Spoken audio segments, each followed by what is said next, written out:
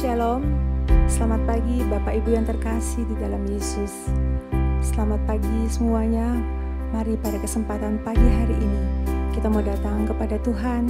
Kita menaikkan ucapan syukur kita kepada Tuhan atas penyertaan Tuhan sepanjang minggu ini. Tuhan sudah pelihara kita semua. Mari kita menundukkan kepala. Mari kita berdoa. Bapa kami di dalam sorga, Bapa yang kami kenal di dalam nama Yesus Kristus Juru Selamat kami yang agung. Kami mau mengucap syukur atas kasih, anugerah, limpah, rahmat dan berkat yang Kau berikan di dalam kehidupan kami. Ya Bapa, pada pagi hari ini kami mau datang merendahkan diri di hadapan-Mu Tuhan. Kami mau naikkan ucapan syukur kami kepadamu ya Bapa. Biar ucapan syukur kami, puji-pujian kami di pagi hari ini bisa menyenangkan hati-Mu ya Tuhan. Sebelumnya ampunilah segala dosa dan pelanggaran kami Tuhan. Urapilah kami, diri setiap kami masing-masing ya Tuhan, dengan urapan yang selalu baru. Berikan kami hikmat-Mu Tuhan. Terima kasih Bapa. Di dalam nama Yesus kami sudah berdoa dan mengucap syukur. Amin. Jiwa kami sangat merindukan-Mu ya Tuhan. Setiap pagi kami mencari wajah-Mu ya Tuhan. Kami rindu hadir di dalam pujian penyembahan untuk menyembah-Mu ya Tuhan. Jiwaku merindukan-Mu, ya benar Tuhan. Kau Allah yang hidup. Jiwaku haus kepadamu ya Tuhan. Jiwaku haus kepadamu.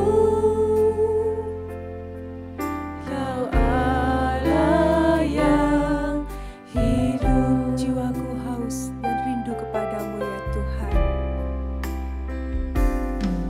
Jiwaku merindukanmu. Kau Allah yang hidup. Jiwaku haus kepadamu. Kau Allah yang hidup. Ku bersyukur padamu ya Tuhan. Ku bersyukur kepadamu, sumber pengharapanku, penolongku, ya Allahku, tiada yang sepertimu. Ku bersyukur padamu ya Tuhan. Ku bersyukur kepadamu. Terima kasih ya Tuhan. Engkau sumber pengharapanku Tuhan. penolongku, ya Allahku, tiada yang sepertimu. Kami mau bersyukur Tuhan di pagi hari yang indah ini Tuhan. Kami mau bersujud di kaki-Mu Tuhan. Jiwa kami rindu haus akan firman-Mu ya Tuhan. Jiwaku merindukanmu. Kau Allah yang hidup. Jiwaku haus kepadamu. Kau Allah yang hidup. Jiwaku merindukanmu. Kau Allah yang hidup. Jiwaku haus kepadamu. Kau Allah yang hidup. Ku bersyukur. Ku bersyukur kepada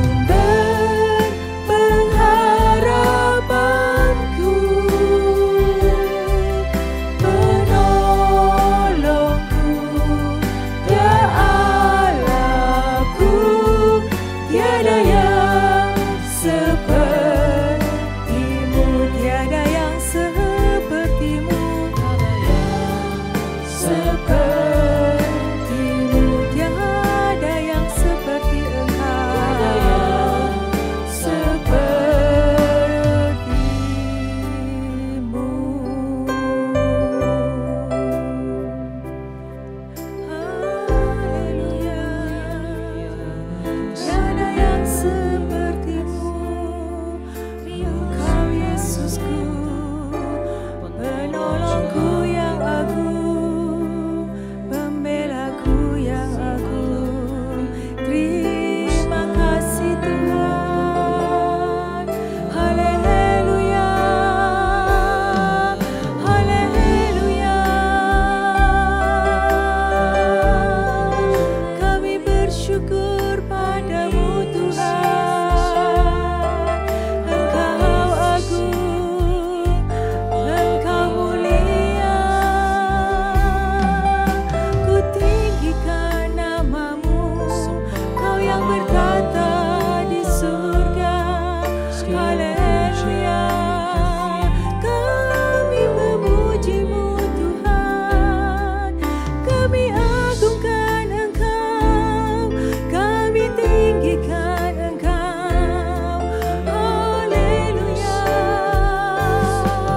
haleluya. Terima kasih Tuhan, terpujilah namamu. Haleluya, haleluya.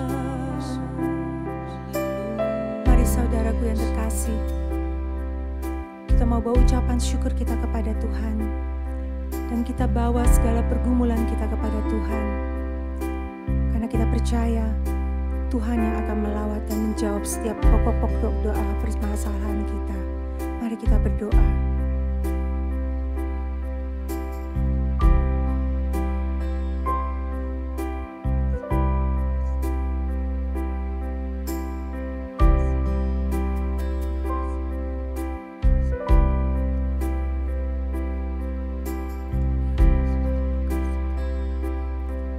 Yesus, Engkau sungguh baik.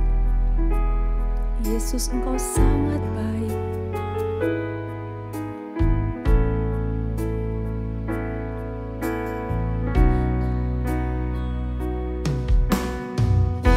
Yesus, Kau sungguh baik. Yesus, namamu indah. Yesus, ku cinta Kau selalu. Ku tinggikan, ku agungkan selamanya. Yesus, Kau sungguh baik. Yesus, Kau sungguh baik. Yesus, namamu indah. Yesus, ku cinta Kau selalu. Ku tinggikan, ku agungkan selamanya. Ku mau memuji-Mu, ku selalu puji-Mu. Ku mau menyembah-Mu, ku selalu sembah-Mu. Kau yang layak terima semua pujian, kemuliaan hanya bagi Tuhan. Ku mau memuji-Mu ya Tuhan, ku mau memuji-Mu, ku selalu puji-Mu. Ku mau menyembah-Mu, ku selalu sembah-Mu. Kau yang layak terima semua pujian, kemuliaan hanya bagi Tuhan. Yesus, Kau sungguh baik. Yesus, Kau sungguh baik. Yesus, namamu indah. Yesus, namamu indah. Kami mau cinta Engkau ya Yesus.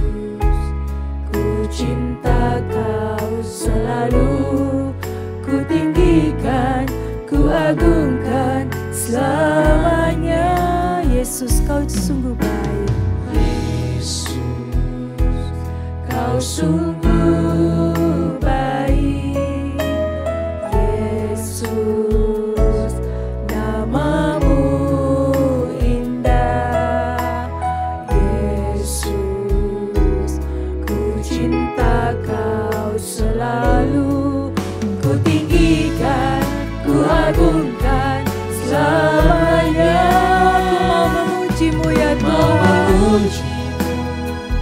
Ku selalu pujimu, ku mau menyembahmu, ku selalu sembahmu. Kau yang layak terima semua pujian, kemuliaan hanya bagi Tuhan. Ku mau memujimu, ku selalu pujimu, ku mau menyembahmu, ku selalu sembahmu. Kau yang layak terima semua pujian, kemuliaan hanya bagi Tuhan. Mari sama-sama jemaat yang terkasih, kita angkat pujian ini sekali lagi. Inilah komitmen kami ya Tuhan. Kau sangat baik ya Tuhan. Yesus, namamu indah. Yesus, ku cinta kau selalu. Ku tinggikan, ku agungkan selamanya. Yesus, kau sungguh baik. Yesus, namamu indah.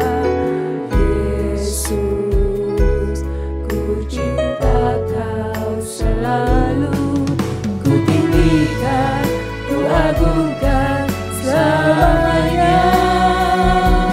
Ku mau memujimu, ku selalu pujimu, ku mau menyembahmu, ku selalu sembahmu.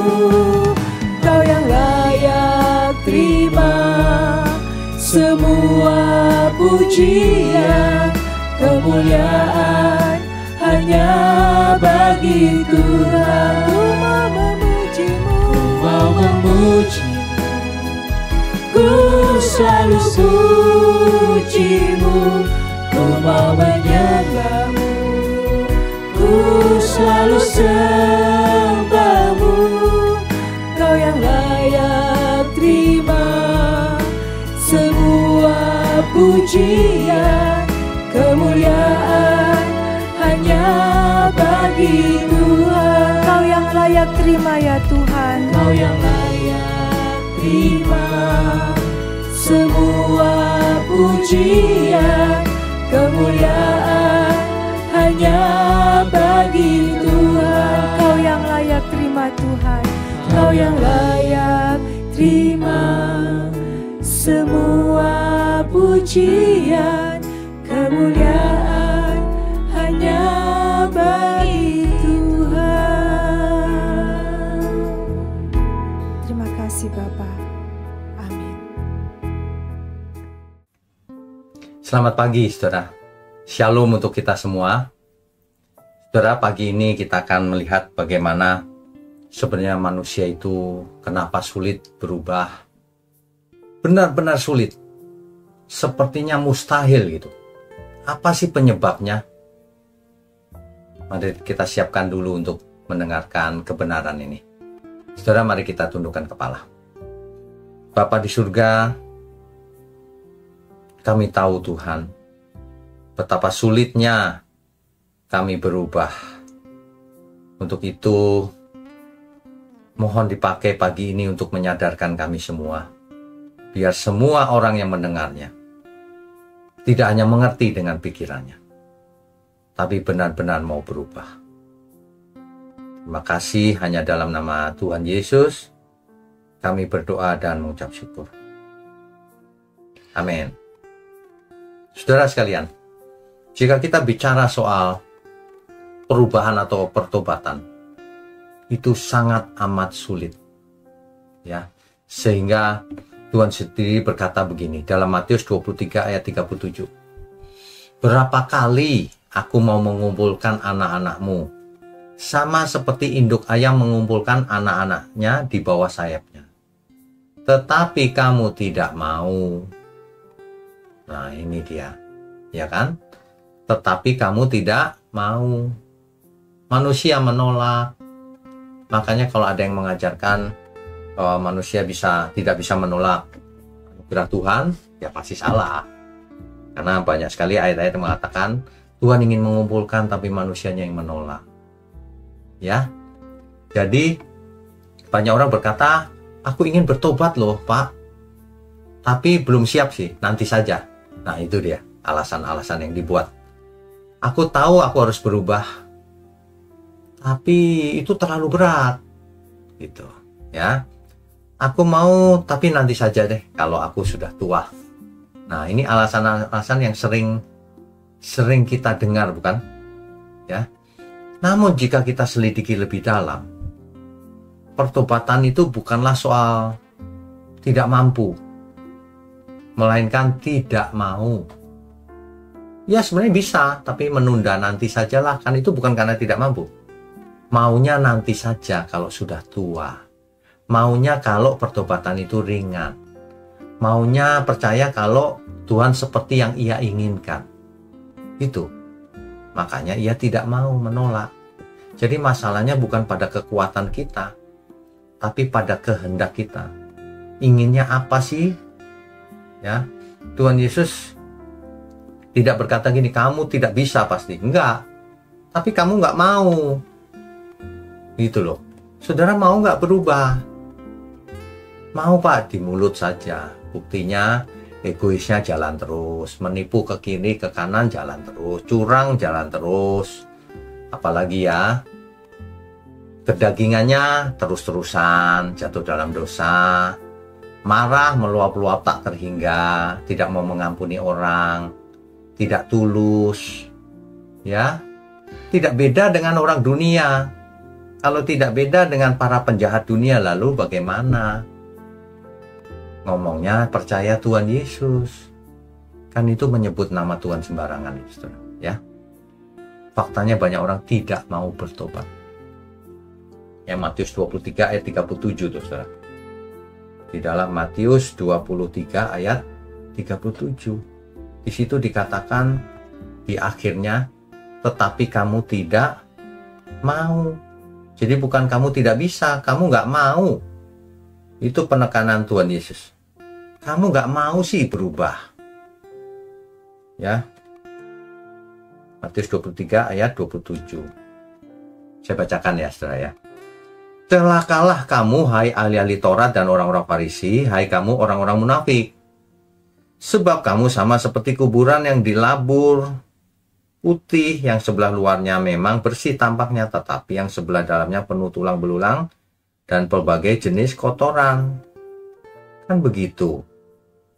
Nggak mau gitu. Tuhan Yesus sudah hadir, nggak mau dengar. Ya.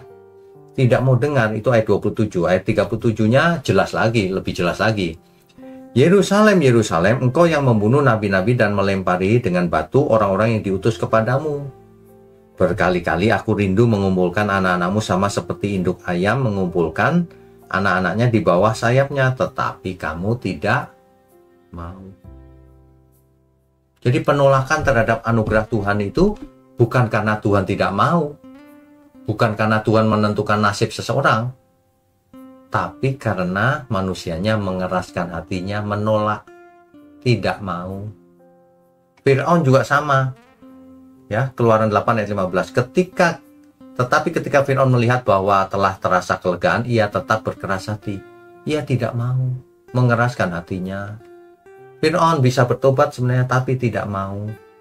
Karena ia lebih mencintai kekuasaannya. yang mengeraskan hati terus, saudara, di 5 tulah pertama. Makanya mulai tulah 6 sampai 10, Tuhanlah yang mengeraskannya hatinya Fir'aun. Tapi Fir'aun mengeraskan hati lebih dahulu. Makanya Tuhan hukum, sekalian dikeraskan. Jadi Tuhan tidak pernah mengeraskan hati seseorang kalau tidak ada alasannya. Karena orang itulah yang tidak mau melembutkan hatinya. Ya, sama. Nah, di dalam perumpamaan sulung dan bungsu itu, ya, yang bungsu kan akhirnya mau bertobat pulang ke rumah orang tua. Yang sulung yang merasa baik malah tidak mau menerima adiknya. Nah, sekarang saudara kita semua, mari kita perhatikan bagaimana kita itu. Apakah kita yang memang tidak mau berubah? Bukan tidak mengerti loh, tidak mau. Ya, kalau orang sudah tidak mau maka pengertiannya salah semua. Karena apa? Karena dicocokkan dengan kemauannya sendiri. Padahal kebenaran sesuai fakta. Apa yang dibicarakan nggak sesuai fakta pun ya nggak masalah. Malah memilih-milih, enggak, faktanya ini dipilih-pilih gitu. Nah itu, ya saudara ya. Jadi kenapa banyak orang tidak mau bertobat? Alasannya karena tidak mau. Kenapa tidak mau? Yang pertama, masih mencintai dosa. Karena dosa itu memberi kenikmatan meskipun sesaat. Ya. Seperti orang yang sakit tapi masih cinta makanan yang membuatnya makin parah. Seperti orang yang diabetes tapi masih suka minum yang manis-manis. Sengaja lagi. Kalau pengen sedikit kan nggak apa-apa, tapi kalau banyak sengaja ya itu cinta dosa. Kenapa orang tidak mau? Karena takut kehilangan kenyamanan hidupnya. Ya sudah biasa hidup dengan cara berdosa itu, nanti kalau berubah kenyamanannya hilang. Kenapa tidak mau? Karena tidak mau tunduk kepada Tuhan, tidak hormat sama Tuhan. Seolah-olah gini, jangan ganggu hidupku Tuhan, aku mau atur hidupku sendiri, seolah-olah gitu. Ini sebenarnya bentuk pemberontakan rohani. Ya, yang lain lagi kenapa tidak mau? Karena ia pikir ia masih punya waktu. Nantilah kalau sudah tua, aku umurnya masih panjang. Ya salah, padahal kematian bisa mendadak siapapun kita. Ya, itu. Jadi seperti sebuah pintu keluar yang sudah terbuka dan ayahnya berseru, ayo nak keluar. Tapi anaknya bilang, tar dulu, aku masih suka main game. Karena nggak mau. Ia bukan tidak bisa keluar, tapi ia tidak mau keluar karena asik main game. Sama manusia gitu, ayo keluar dari dosa, kata Tuhan. Tidak mau karena asik main dosa. Kan gitu kan. Jadi mulai sekarang saudara sekalian, saudara jangan pernah berkata, aku tidak bisa berubah. Bukan, kau tidak mau berubah. Ya. Yesus menawarkan anugerah dan tidak memaksa. Makanya kita mau tidak. Jadi pertobatan itu soal masalah kehendak bebas, kehendak kita. Bukan soal kemampuan kita. Kalau soal kemampuan Tuhan jamin. Tapi kalau soal kehendak Tuhan tidak intervensi. Kamu mau bertobat nggak? Gitu. Ya saudara ya. Jadi pertobatan itu bukan soal mengerti atau tidak mengerti. Bahkan bukan soal bisa atau tidak bisa. Tapi soal mau atau tidak mau. Gitu ya. Ibrani 3 ayat 15. Hari ini jika kamu mendengar suaranya, janganlah keraskan hatimu, sehingga kau berkata tidak mau, sehingga kau berkata nanti saja, sehingga kau punya alasan, sejuta alasan untuk menolak atau menunda. Begitu ya saudara ya. Nah, jangan punya alasan saudara. Kita manusia itu banyak punya 1000 macam alasan, berjuta alasan untuk tidak mau. Seharusnya kita semua punya satu alasan saja, dan itu pun aku mau Tuhan. Cukup, gak usah pakai banyak alasan, satu alasan saja, aku mau Tuhan. Gitu. Saya percaya firman yang ditabur tidak kembali dengan sia-sia. Mari kita tundukkan kepala. Bapa di surga, kami semua mau untuk berubah, bertobat, menjadi anak Allah, dan menjadi garam dan terang bagi dunia ini. Biarlah Tuhan sendiri yang memberi kekuatan, yang memberi sarana, yang menunjukkan jalan, agar sebelum kami menutup mata, hidup kami sudah efektif bagi kemuliaan Tuhan, menyelamatkan banyak jiwa, memberkati banyak jiwa. Terima kasih untuk doa pagi di GMM Gereja Mula-Mula. Tuhan yang berkati kami semua. Kami mau sambut pagi ini hanya di dalam nama Tuhan Yesus Kristus. Haleluya. Amin.